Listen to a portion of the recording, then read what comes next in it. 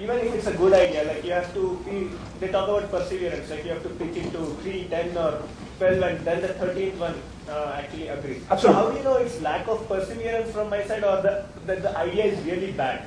Like, So if you put those kind of principles when you start, I will try it for X period of time. And this is the reaction you must get. So at least some VCs should, when you win 12 VCs and all the 12 trash it, you must know something's wrong. Or you're trying to get somebody to believe the story and work with you part-time, or you're willing to share 50% of stake and it's doubtful, and you have to see, why are you there? What are you there? So you must understand the nuances. What happens is typically the entrepreneur is so close to the idea, he's not willing to look at it. He's an ostrich kind of thing. Puts his head into the sand and doesn't want to believe and see all the signals. Signals are flashing all over the place for you. It's up to you to take that signal. Perseverance is extremely important. Don't even start the entrepreneurial journey without perseverance. Don't expect the first VC to fund you money. 10, 12 is normal.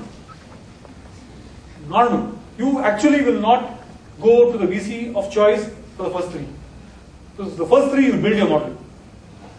You go to the first VC, he will tell you 5 things. Go to the second VC, he will tell you 5 more things. Go to the third VC, he will tell you 5 more things. Fine tune it and then go to your first pitch. The first 3 are not even pitches for you.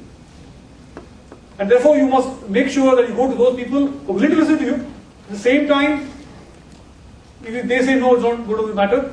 Because you have to understand the two things. They are saying no and they are network in the VC business.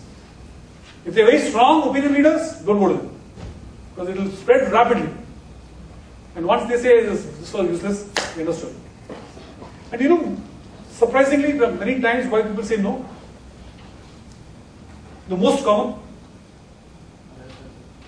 They want to bring the valuation up. No. No. Will he come back? The most common reason is they believe the entrepreneur is not amenable to advice. They find him too strong. He says, no, this is right, this is right, this is not. I've done it, I've been there. You've seen the pitches, some of them? They don't want to listen to the word. VCs are extremely anti that. Because they know and understand that we need to do a lot of adjustments to survive. And they find a very rigid entrepreneur, they rather not work with him. That's the single largest reason why they say no. But how do you balance that with passion? Passion and adamancy is two different things. You're passionately involved in the project. And but you're willing to listen to other man's point of view. You can always say, this is what I thought, but this is a new content, let me come back and research and come back to you. Why should you say no the first time? You instinctively say, no, I've tried it, don't work. Don't do that. Even if you know, don't do that. Say, let me get back to you. I think, say a nice thing like, it's a nice suggestion, let me get back to you. And then go with so much of statistical data that you will not put that again session again.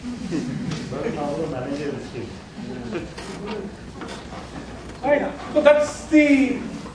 I repeat my earlier question. Most often the going gets tough for a period of time, and the person with you, he loses steam, he loses motivation before you. In that case, the sales are not coming in. You are struggling with the money. How do you motivate? One is to, it's a very classic situation, is to bring all the people who maybe your 3-4 member team, sit together and first put it on the table. That we are losing steam, we are losing motivation. Can we sit together and find out how to go about it? This simple act solves solutions as to most people. You don't do that. You think that I, as an entrepreneur, have to provide solutions all the time, on demand. You don't have to do it. Nobody has made you God.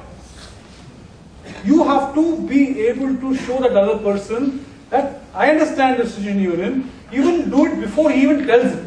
You must be able to sense it, say, let's get together, yeah? I think I'm losing steam, you're losing steam. Let's figure out how to make sure that we don't lose steam together. That simple act will give you loyalty for another couple of months. Because you'll think together, put 4 steps, and all of you will go back to action to find out how to put the team together. Why is the sales not coming up? Why is the product not delivering as your promised? Because most of the time in a startup, your initial plans will go wrong 100%. Don't worry about it. It's bound to. Within the first 6 months of your time, you've not changed your business plan 4 times, something's wrong with you. Then why so much insistence on that business plan? Like, Because how will you evaluate yourself? No, I like your face and I pay money, no, can't do that. I need something to work with. yeah, but the entrepreneur, like you said, and even the other person. So that's exactly what happens when somebody evaluates you. He sees your ability to think through the business plan and your ability to adapt, your ability to form teams, your ability to listen to reason, your ability to share. That's what we evaluate, not the plan Not itself. by the. Not the plan itself. In fact, in Reserve Cell, we ban Excel sheets. We don't want to even know your post-development position.